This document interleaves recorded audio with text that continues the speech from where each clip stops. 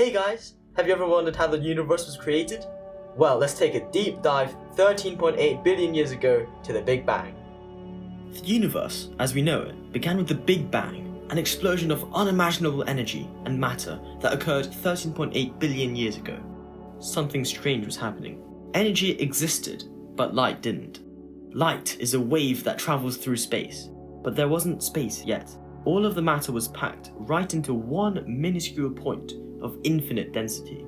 The cosmos at this time, just one tiny fraction of a second after the Big Bang, was thick with energy, but not matter.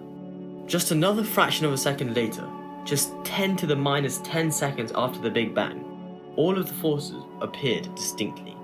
You see, at the beginning of the Big Bang, all of these forces were unified, and astronomers call it the super force. And just a split second after the Big Bang, the super force separated into the four fundamental forces of the universe: gravity, the strong nuclear force, the weak nuclear force, and the electromagnetic force. After the first few minutes of the birth of the universe, the first isotopes were made. Within the first 5 minutes of the Big Bang, a process called nucleosynthesis occurred. At that time, a mixture of particles known as quarks and gluons condensed into protons and neutrons.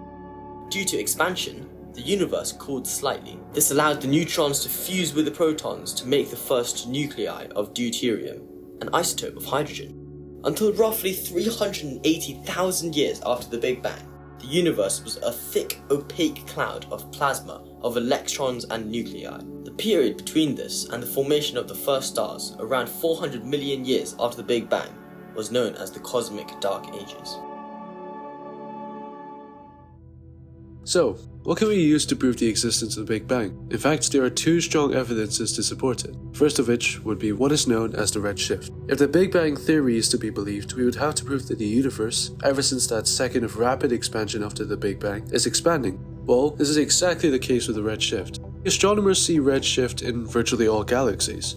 It is a result of the space between the Earth and the galaxy expanding. Let me explain. As light waves from these distant galaxies travel towards us, or Earth, this expansion stretches these light waves, as a result, increasing its wavelength, shifting them towards the red end of the spectrum as, of course, red is the color of highest wavelength. Hence, by this piece of evidence alone, we are able to prove the expansion of the universe simply as light is stretched over the sheer journey from another galaxy to ours.